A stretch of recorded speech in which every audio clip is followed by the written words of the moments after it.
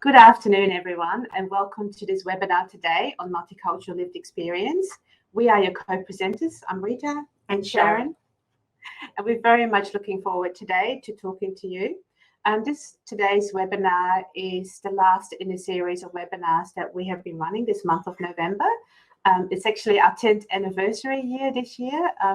In this month, and we've really enjoyed sharing with you some of the learnings that we have gained in these last 10 years. So today's seminar, I think it will be fair to say, Sharon, we're a little bit nervous, but also excited to be talking to you about the work that we have been doing around developing a multicultural lived experience framework.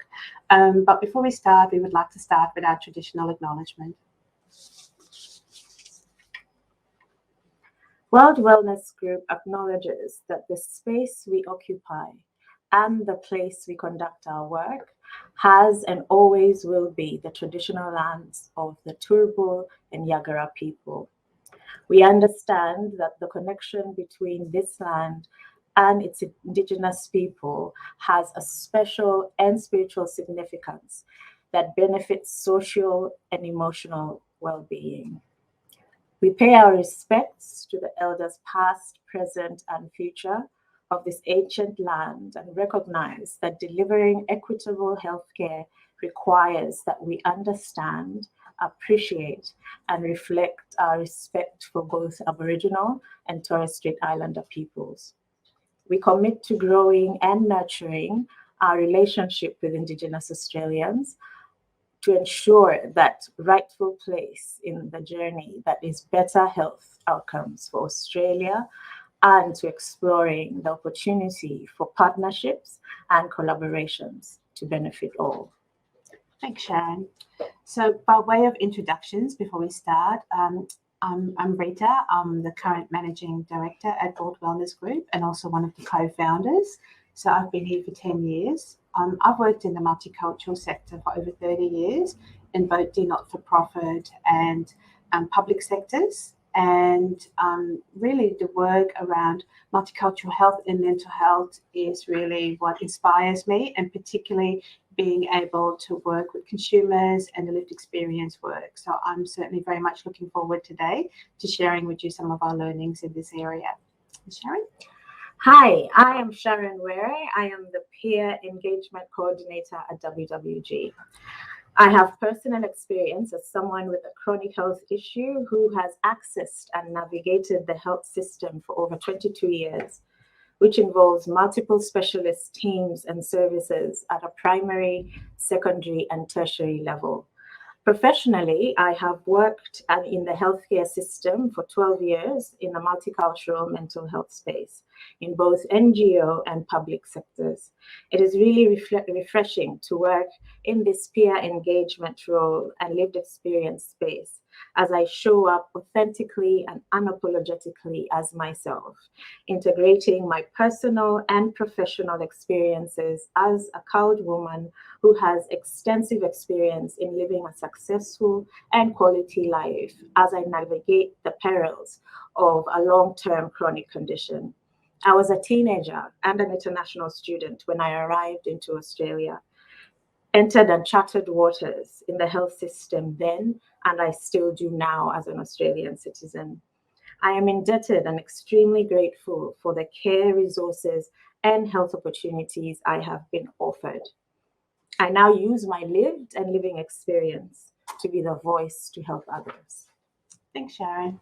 You will see on the photo on your screen, as that's a photo of our WWG staff and practitioners, and we are very much a health service for the multicultural population by the multicultural population. We are all workers from a Celt background, and we very much have our own lived experience as migrants and refugees and people seeking asylum as part of our workforce. And we use this lived experience to also inform our work, as well as be a voice in the healthcare system to influence policies and systems to create change at a systems level. So we, as an organisation, very much describe ourselves as working in the healthcare system while we also work on the system. So today we're going to share with you some of the work we commenced earlier this year in regards to intentionally embedding lived experience in our organisation. In order to start that, we very much felt we had to develop a framework, and we were able to do that. Thank you to the Brisbane North PHN for supporting this work with some funding. And the purpose of this framework is really for ourselves. It was really about guiding our work at the individual and systems level, but we feel that it's very much transferable to other organisations and settings. So I really do hope that you will see its applicability to your area of work as well. So today our focus, the overview of what we're talking about, is very much about talking to you about the context that gave rise to this framework. We will describe our multicultural peer support work, provide an overview of the actual framework, and talk to you about how we are currently using it. The starting point for us, as always, of course, is our vision and mission. So it's about addressing health inequities in the healthcare system for the multicultural population, and it's about our work, which is about health, equity, and justice. And of course, this work is absolutely grounded in lived experience. So what we would like to do now is actually start with a short explainer video that we developed as part of developing the framework, very much based on the, the work that our multicultural peer support workers workshopped through. And we think it's a wonderful way to set the scene, to get an overview of what we're talking about in terms of lived experience in the multicultural sort of health work that we do. And after that video, we will then going through that. And what we will do after the video is actually switch to full screen so that the slides will actually be full screen, because I think it will help you to read them better. And then you'll see us back at the end of that. So let's go to the video. Did you know people from multicultural backgrounds have poorer outcomes and experiences in health and mental health, and face greater barriers to recovery from illness? Because our healthcare system is not designed to take notice or cater for people from diverse backgrounds. Here at World Wellness Group, we believe everyone has a right to accessible and appropriate healthcare, regardless of who they are. As a multicultural health social enterprise, we provide health services in the system while working on the health system to reduce the inequity that exists within it. We do that by focusing on the lived experience of migrants, refugees, people seeking asylum, in order to bring diverse and meaningful engagement, participation, knowledge to those who need representation and those who work in the healthcare system. Why? There's growing evidence that services co-designed with those who use them are more effective. The multicultural population is highly diverse, and people's journeys have been vastly different. The experience they have lived has a huge impact on the care they receive as a health consumer. Multicultural lived experience is more than the experience of being unwell, seeking health services, and recovery. It also incorporates migration, settlement, acculturation. That is why the lived experience of people from multicultural backgrounds needs to be understood and incorporated. Theirs is the missing voice. To find out more, take a look here. World Wellness Group, because health is a human right.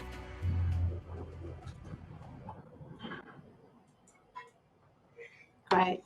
So thank you. We just had actually a message that the audio wasn't able to be heard on the video. So I'm not sure what happened there, but fortunately we do have the captions underneath. So I hope that you did get a good sense of what the video is about. I think these explaining videos are wonderful to convey these complex concepts in a very sort of accessible. People are saying that they do get the video. So great. So I don't know, maybe it might be certain people's computers, but anyway. So we would now like to go to the next slide if possible, just to technician, and also really, I guess, want to ground our work in a human rights framework. So we know that lived experience work and health equity work is human rights work.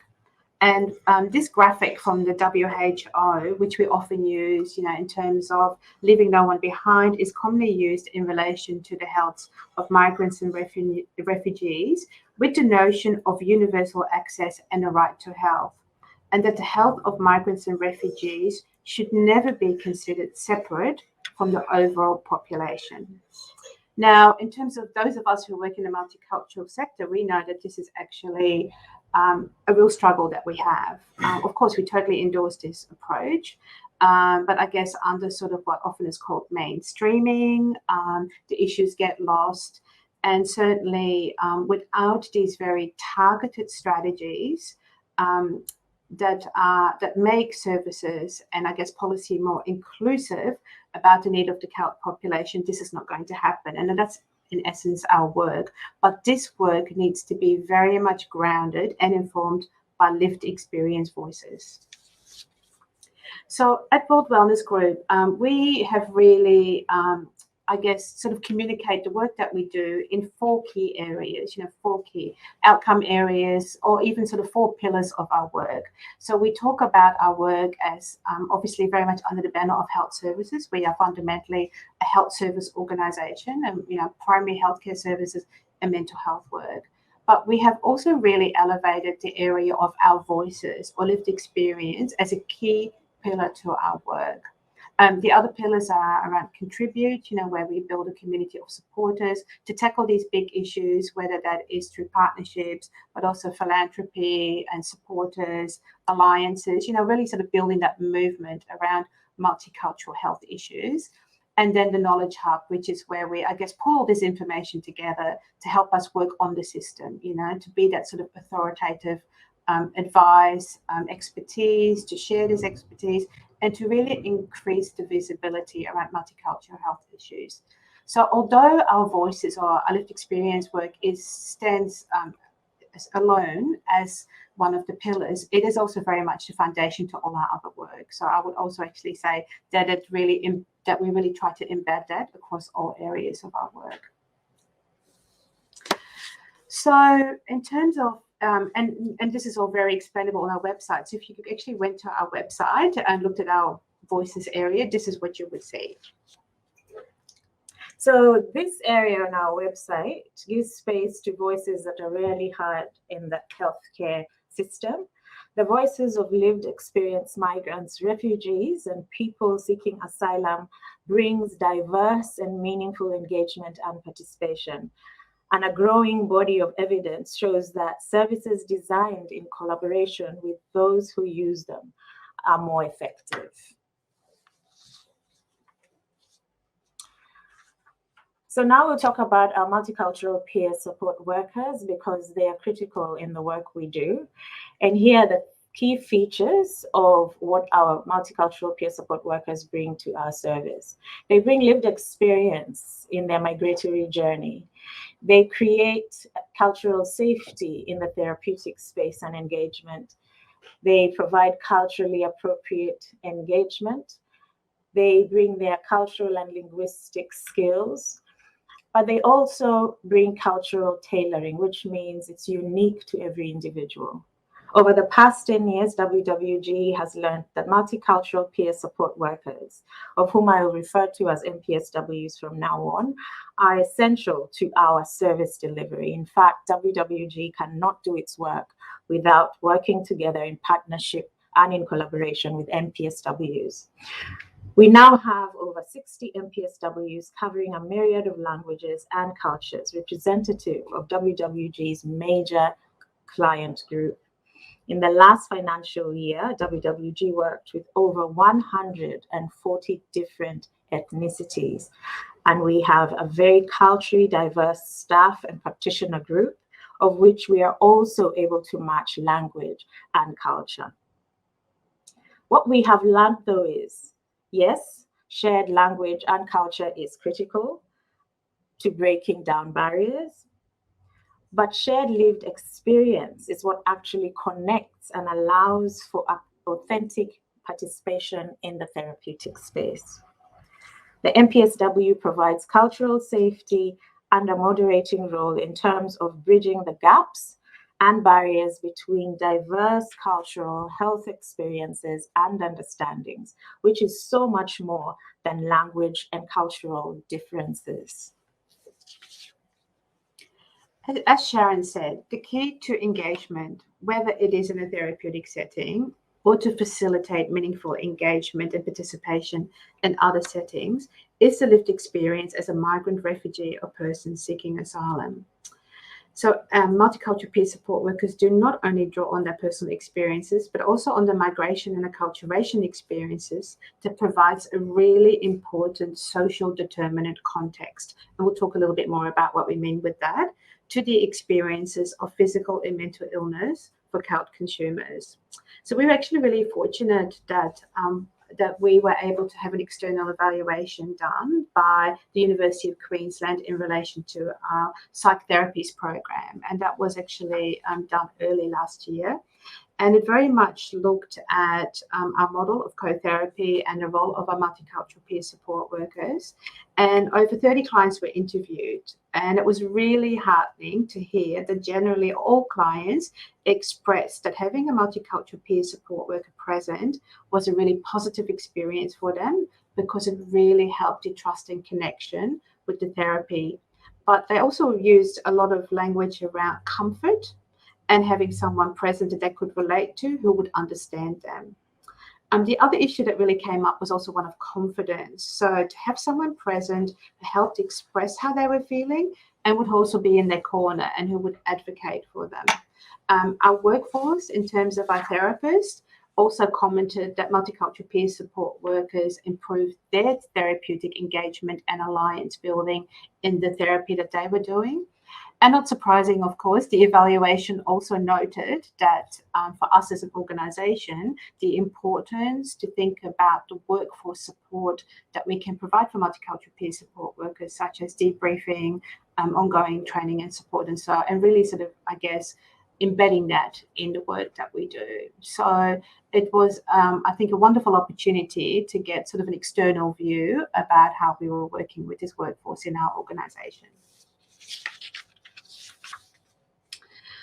So now looking at the framework that we have developed, I guess as a starting point, we'd like to focus, I guess, on what the key points of differentiation are, I guess, between the multicultural framework and the more, I guess, sort of lived experience frameworks that exist for the more mainstream population. And when we started this work, which Sharon will describe in more detail, we really had to grapple with this notion of lived experience, which traditionally is focused on the individual experience of becoming unwell, seeking help, receiving services, and the recovery. And we really felt that with the work that we were doing, and learned that we had to expand this definition to be more inclusive of the multicultural consumer experience, which is the collective experience of migration, settlement, and acculturation. Incorporating a social determinants approach was absolutely imperative, as the health and mental health of CALT people is more socially determined to a greater extent than the mainstream population. And you'll see that a lot of elements in this framework are very much about the social determinants. And the other critical element, which we have labeled cultural safety, which in very simple terms is a shared meaning, respect, and knowledge to create an environment where consumers feel safe in terms of cultural respect, is another key point of differentiation. The notion of cultural safety is commonly used in cross-cultural healthcare, but when we have a shared experience of meaning, respect, and knowledge arising out of our shared lived migratory experience, and a shared understanding of culture and the familiarity of socio-economic, political, and historical factors of the country of origin, then it immediately breaks these barriers down for engagement and participation.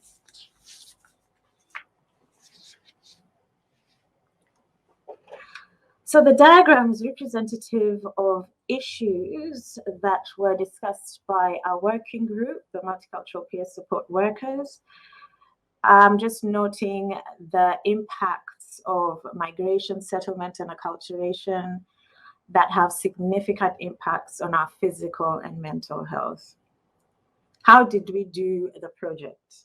Our starting point was a project plan to work out the steps to come up with a framework. We set up a working group of MPSWs where we workshopped concepts and ideas for the first time, and we initially worked from a perspective of our own lived experience to unpack the issues we ourselves have experienced, but also those of consumers we have worked with that have shaped our health and mental health. These were deeply personal experiences. And as we talked about these, it certainly dug up experiences that we would rather forget or don't tend to talk about. When you do this work based on our own or your own lived experience, you do open yourself up to vulnerability and vicarious trauma. And this needs to be considered in this work. I would really like to acknowledge our working group, Joseph, Enayat, Aruna, Pohe, and Jennifer, who are the core group that participated so openly, actively, and generously. We didn't hold back, and this is testament to the cultural safety we created amongst ourselves. As the person who led this group, I was certainly nervous and uncertain on where to start. I thought about all the how, why, which, when questions, the deeply personal information that we were going to share as strangers. Would I feel comfortable sharing my stuff? Was I ready for that? I freaked out. But knowing that I was fully supported, I had conversations with Rita, who encouraged me to spend a couple of weeks building relationships, trust, and a safe space as a foundation. And so we did. We included setting up group rules, which we had to rely on at times to ground ourselves. They were very difficult and challenging times. And as MPSWs, it is really important that we are able to reflect where we are in our own journey while we do this work, because it's not for everyone. So looking now at the framework. So actually, if you go to our website, that's what the document actually looks like. And you can see that we have really developed it at 4 different levels or 4 different components. But they, although each one is distinct, they are very much interrelated. So as I said before, the purpose of the framework was to guide our own work in this space. And it identifies a set of key principles and factors that need to be present in each of these 4 different levels of our work. So whether it's at the individual level with the CALP person, within the health workforce, in service planning, or at the health system or systemic level, these need to be present for culturally inclusive engagement to be able to take place. I guess one way of sort of looking at the framework, we've talked about it as actually that it offers up some key ingredients to facilitate multicultural lived experience engagement. And that these ingredients can be used for a range of dishes that we identify in the framework as multicultural lived experience opportunities. So thinking about your own organization, I guess it is really looking at what opportunities are there for multicultural lived experience engagement, and then sort of looking at those factors, which you will see on our slides as dot points, as those needing to be present in order to support that to happen in a culturally inclusive way.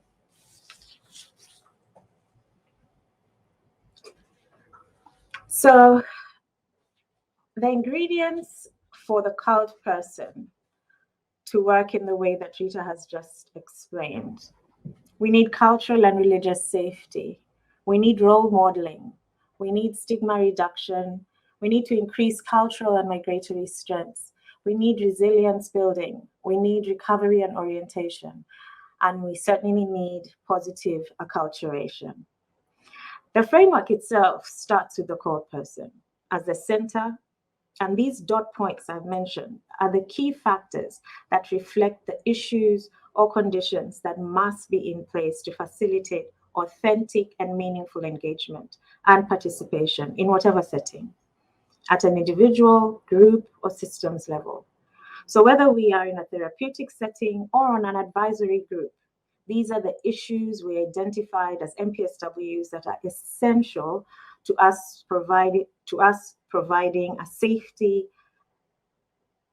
to connect with someone who we trust and we understand. For example, in my own professional experiences working with consumers as a bicultural worker in the mental health space, I met with consumers from familiar backgrounds to myself in various settings. The connections were often mutually natural, familiar, and nostalgic, which created an environment in which information was shared with me that had not been shared with treating teams and clinicians. But often this information was of critical importance. It formed treatment and changed the approach and outcomes. As I reflect on this, it was due to the shared lived experience as a multicultural person, as a woman where it was gender appropriate, having an understanding of each other's culture, the unseen and the seen, and our similar and familiar experiences. This lived experience connection created a space in which consumers felt safe to talk candidly about many issues, including their treatment or lack thereof, and experience in the health system. Okay, so let's look at our second component of the framework, which is the health workforce. So in this second component, and it's very much, I guess, looking at the health workforce broadly. So taking a very sort of broad approach to everyone working in health in a range of different roles. But fundamental to this is the need for cultural capability and self-awareness. And as we know, this cultural sort of responsiveness and capability really does start with a level of self-awareness. So what we mean by this is having a skill set to apply this understanding about the impact of migration, settlement, and acculturation, the cultural explanatory models of health and mental health, and a skill set to work with multicultural peer support workers. So whether this is in a clinical setting or in different settings where engagement and participation processes are required that are about authentic and meaningful co-delivery. So for instance, as previously described in our psychotherapies program, we call that co-therapy. Our therapists and multicultural peer support workers work together as co-workers to deliver therapy, where the multicultural peer support worker has the critical role to be that bridge to therapeutic engagement. And this concept we feel is totally able to be extended to other settings in co-design and co-production. So whether the health workforce is working clinically or at a policy level or in engagement levels, these principles fundamentally remain the same.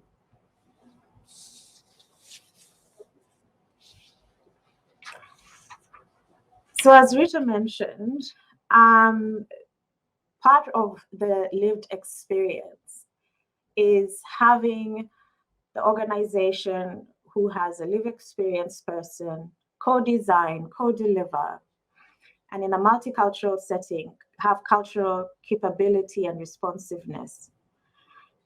It has to be needs-based and targeted.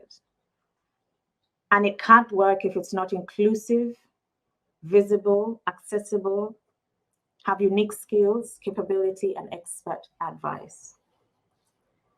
To be heard in service planning environments, whether it is being in an advisory group or a co-design workshop, our experience to date is that we are often the lone voice in these settings for multicultural health issues.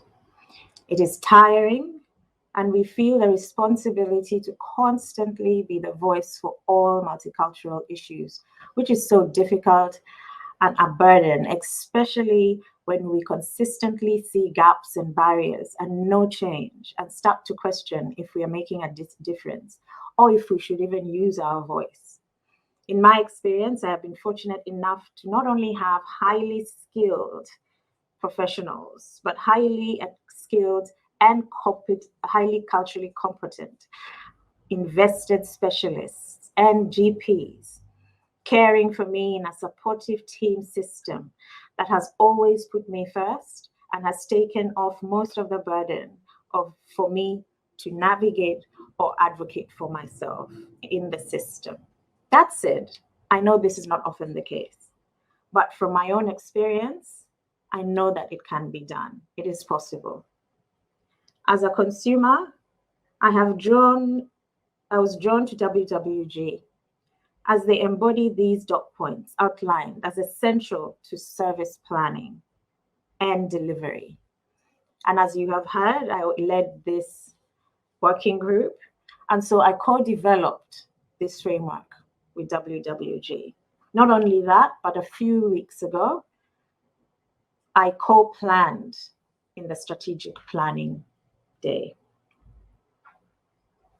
And we do all this in a culturally inclusive way within a wraparound model where we are valued and understood as lived experience people. So now looking at our sort of fourth level in our framework, which is broadly the health system, and really sort of focusing here now on the big picture issues and the systemic issues. The key issue here is very much about representation. Like without the adequate representation, multicultural lived experience will remain tokenistic and on the periphery in any co-design effort. In our own organisation, this totally remains a work in progress. As you've seen, we have, I guess, elevated our voices and lived experience as one of our key focus areas.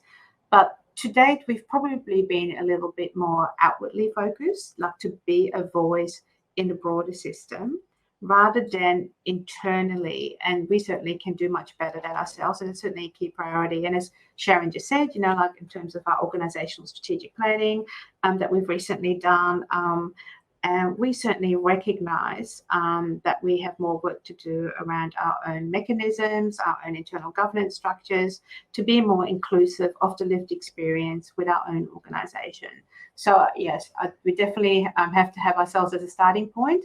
But again, I guess these points around, the human rights framework, health equity focus, a whole of population approach, and ultimately co-production is something that is absolutely essential to have that representation and to be culturally inclusive in the broader health system.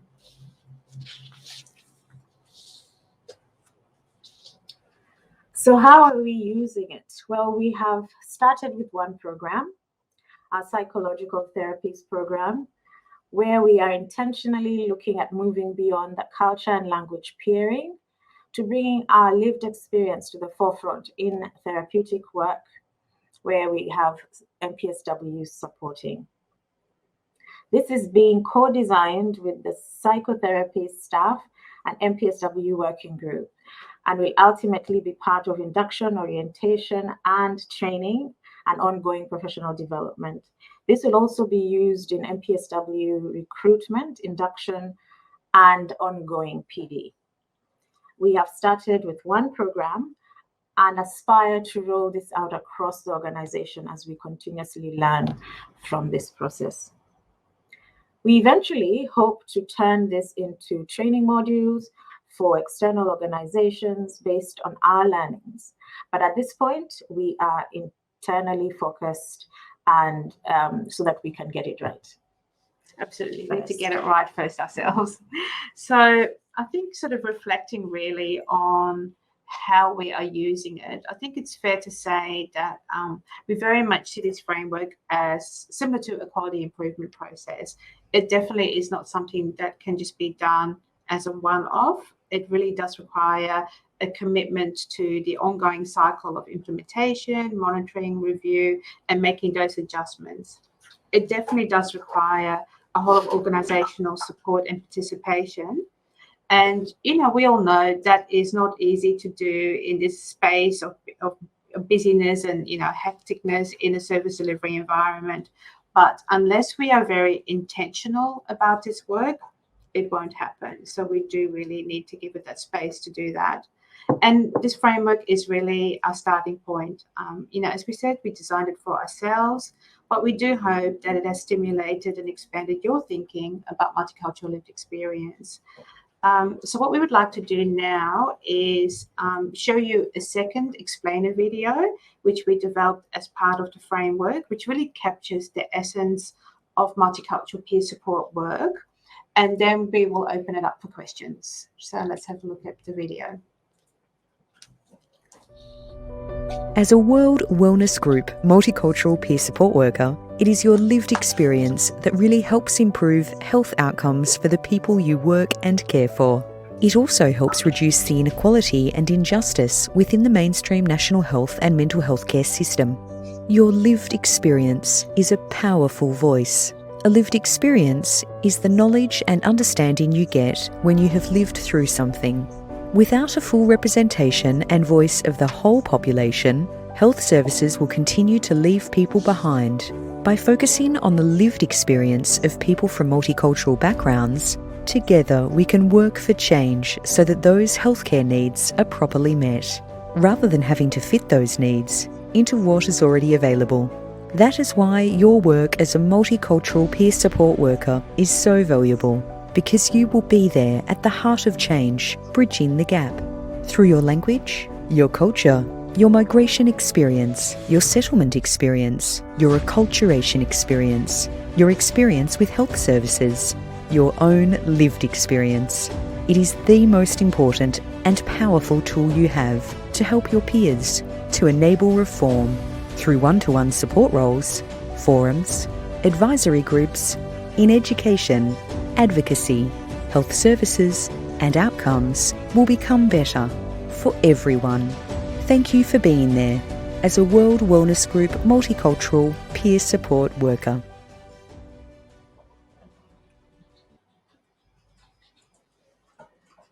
Great. We're back again.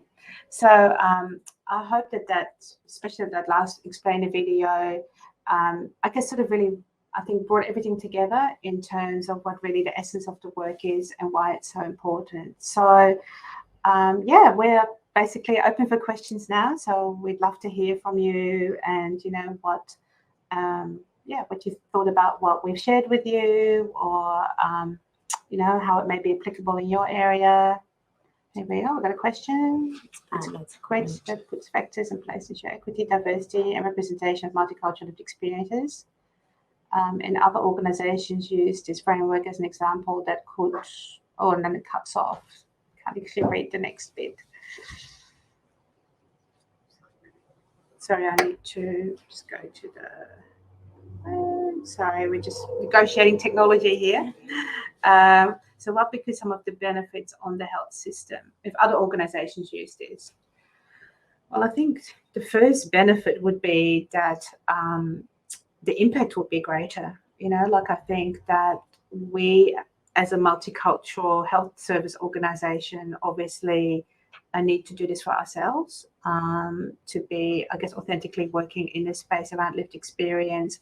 So in order to really help us with our thinking and I guess needing that sort of framework in order to do this work, we developed this framework. But if others, and I know that certainly there's probably organisations online that are working more broadly in the broader lived experience frameworks, and I guess we really wanted to highlight sort of the key points of differentiation, which are that expanded definition of migration, settlement and acculturation, as well as the individual experiences around being a consumer, I guess bringing that all together, because we really feel that it is, by bringing that together, that it is ultimately more inclusive of the whole person as a migrant, a refugee, or a person seeking asylum. So yes, I would think that if this was more broadly adapted, then we would have more culturally inclusive practice, we would have more representation, and the voices would be heard, which is ultimately the purpose. Yeah, so the consumer voice, which in terms of multicultural, you know, healthcare, mental health and physical healthcare, isn't as heard when someone who has recently migrated, for example, and accessing the healthcare system, having a lived experience person like myself bridges the gap so that they can actually participate with the treating teams in a way that we can get real outcomes as opposed to assumptions. We've seen this in my previous roles where called clients really struggle with the model of care and their understanding of disease or illness, And so having someone there who can break down the barriers when it comes to accessing healthcare makes a difference. And if at the end of the day, it is their right to access healthcare in its fullness. And if we can be there to give them that bridge, then I think it's beneficial for any health system to be able to have best outcomes for multicultural people. Yeah, thanks, Sharon. Shall I have a look at the next question? Yeah. So, have we been able to identify any disadvantages of the model? I think it's probably early days for us yet. Yeah. I mean, we kind of have. It's early days, but what we have seen, I guess, is that in the therapeutic space, we still need to work on making sure that the information as a moderator, as an MTSW, that the information being carried back and forth is accurate and is not kind of rejigged for purposes of the practitioner understanding it. So we are not interpreters, but it's important that we are working in a way that we are presenting exact information to the practitioner. I think that is the only thing that I have come across when I did consultations with the practitioners here at WWG, that the concern may be that that information is not being delivered as accurate because the lived experiences come into play, and so we're still working on that. Yeah, and I think the other area that we probably would have liked to spend more time on, and it's probably, as we said, this is just our starting point, and this will be more work that we're doing in this space, but it's probably to think more about the supports that are required to be put in place to support multicultural peer support workers. Mm-hmm. Yeah, so I think that the starting point of this work was very much, I guess, to hear from our multicultural peer support workers around how they saw what they were doing so that we could package it up sort of in a framework to help us understand, I guess, how to do this work. And they were probably more focused on wanting to tell us this rather than talking about what sort of their own needs were in this work. And I think we have certainly, probably learned that we need to do more work in that space. So we've got, earlier you identified migration, settlement, and acculturation. Acculturation is not widely understood. Please explain what this means in the context of your work. Yeah, so good question. Sorry, sometimes we just make assumptions that we do actually have a glossary. So when you go onto our website and get the document, there is a glossary. But for those who are not familiar with acculturation, I guess acculturation is really about when two or more cultures come together and the impact that it has on each other. So as migrants, we bring our culture with us. We adapt to the Australian culture. It's that sort of adaptation process. And over time, it's really about acculturation is sort of this new space that we create as migrants, where we bring everything together about how these cultures come together. And it's really a lifelong journey. Right. It's not just something that happens as you migrate. Right. It's really the rest of your life and intergenerational, the impact that it has on the next generation, but it's sort of this new space that's created.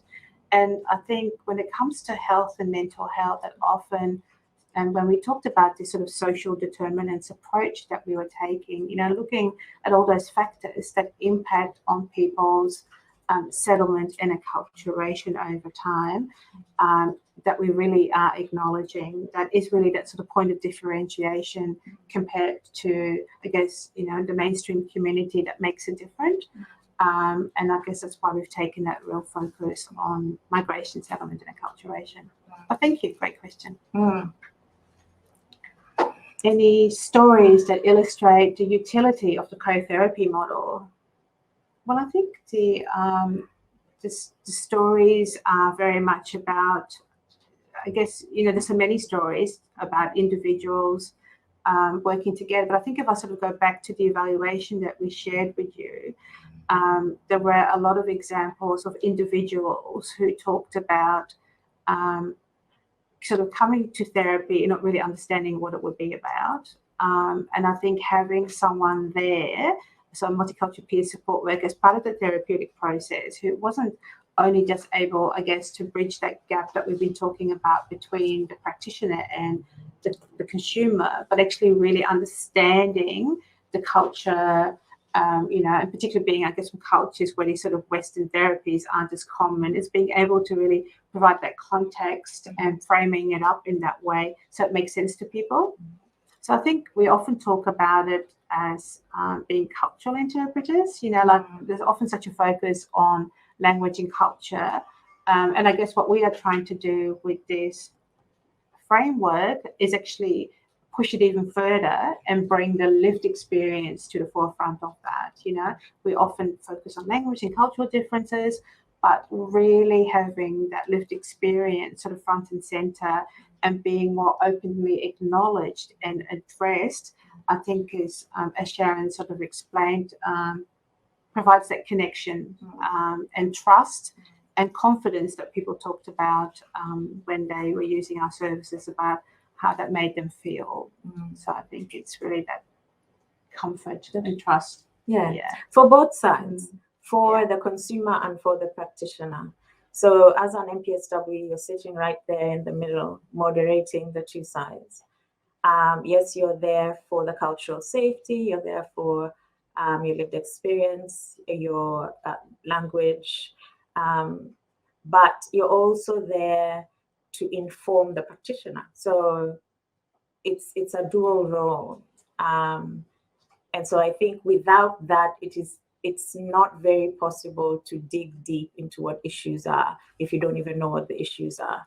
And so by having a multicultural peer support worker, what we have seen and what I have experienced personally is that a lot of barriers are brought down by the consumer to engage or participate in that process fully, knowing that they are supported.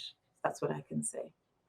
Yeah, and I think talking to practitioners, I know they've often said,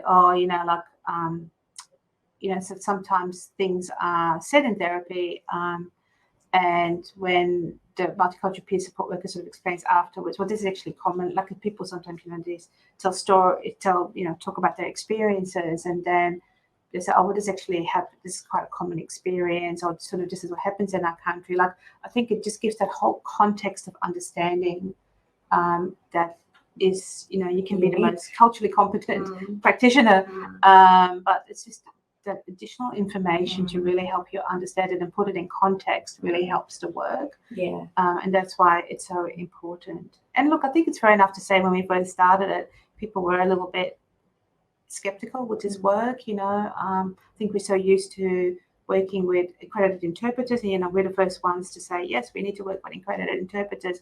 But I think the evaluation really showed from a client and a practitioner perspective how valuable this way of working is, because it just gives that extra context to the work and support to the client. Yeah. What work is done with your workers around the analysis and skill development of cross-cultural negotiating with mainstream service providers? Is there a framework that we use? I think that sort of negotiation and advocacy is really implicit in a lot of the work that we do. And so when there are sort of cross-cultural elements to that, I guess our multicultural peer support workers work alongside practitioners and other workers, and they would really be the ones doing that work, but it would be very much informed. So what sort of analysis and skill development? We've certainly have done training around sort of advocacy skills and things like that, but it is very much a co-worker model. So us, our staff and the multicultural peer support workers working together. So if you're working with a client and you may need to negotiate or we need to advocate, I guess it is really the sort of domain worker who's doing that, the health professional, but it's very much informed by what the multicultural peer support worker is bringing, I guess, to that negotiation. wouldn't say that we have a specific framework. That's probably a really good point for us to look more at how we do that. But I think at this point it's informed. It's informed by the cultural issues and lived experience, I would say. So yeah, so it says so it's not just about knowing the language and culture. It needs more skills and ability to understand the cases to be able to play their and do their role, completing a duty in a more proper. Sorry, I need to go to this other laptop to read the rest of the question. In a more proper and efficient way. Not really.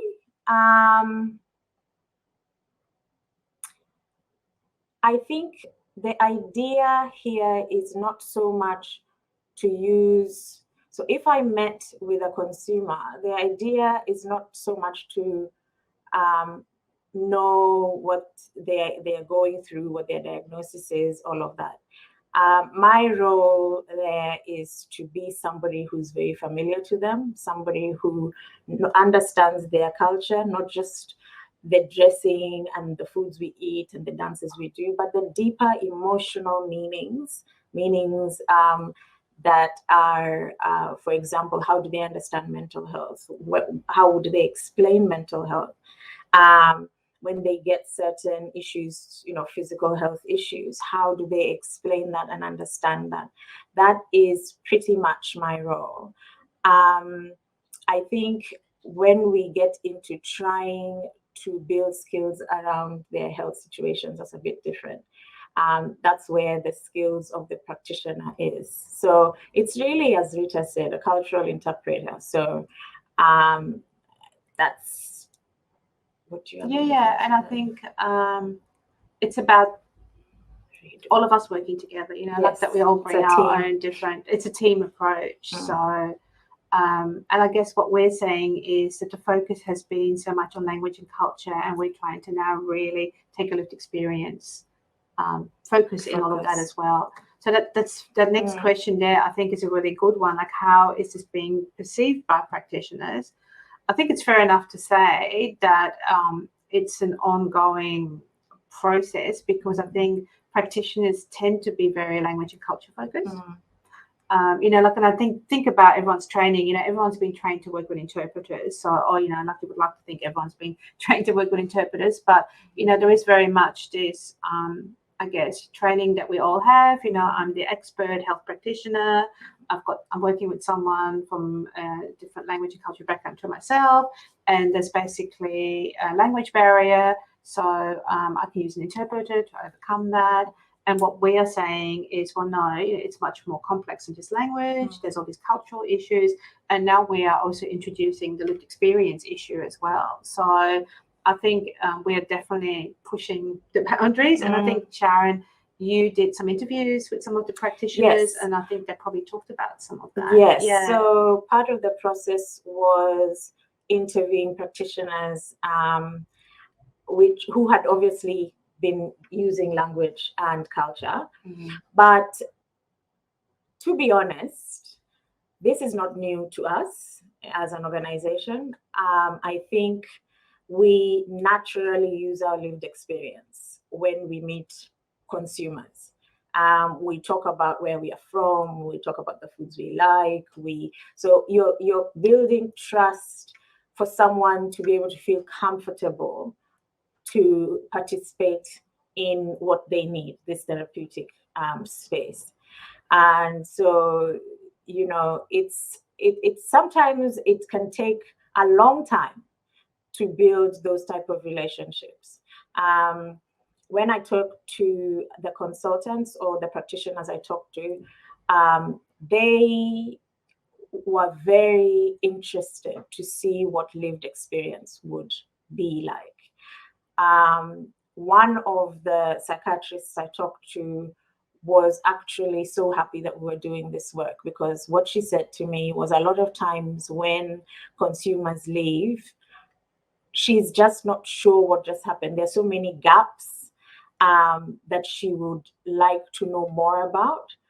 But because we've just paired as language and as culture, we don't get into things like, when I migrated, I didn't know how to do XYZ, and that is why I did this. And so all the psychiatrist has is that they did something, but they don't understand that the migratory journey was a certain way and that caused certain things to happen. But so, for example, as an international student, if I met another international student in a therapy session, I would be able to fully understand what that process is from 22 years ago, whatever.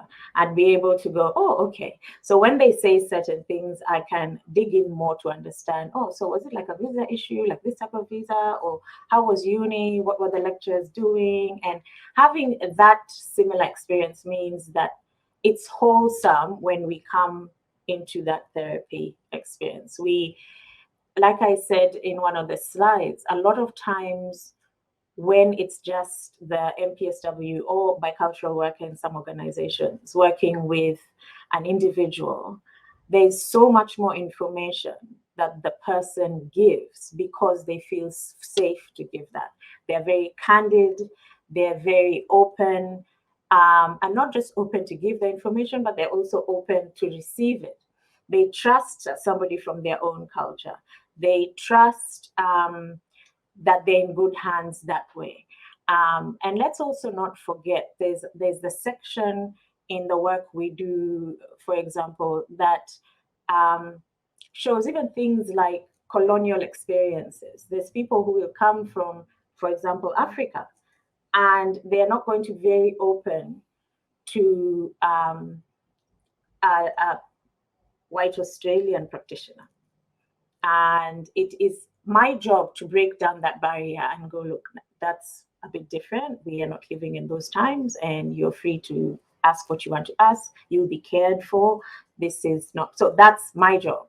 And so, like I said, we are bridging, and it's my job to see where that bridging needs to occur, whether we need to do explain psychoeducation, tell the practitioner, I don't think we are understanding what you're asking us to do, the medication or the diagnosis. Do you mind giving me more information?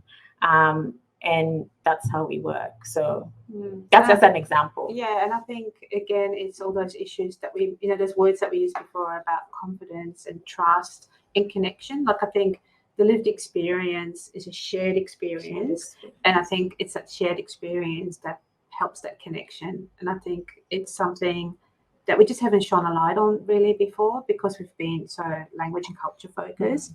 And I guess we're just bringing this element of lived experience in there to say, the combination of all of that is actually what we need. And I guess the framework is really, I guess, a way of encapsulating that to help us understand that better. Ata, I'm seeing you talking about understanding of the case. The understanding of the case, I suppose, there's elements that we need to understand, which is the multicultural lived experience of that person.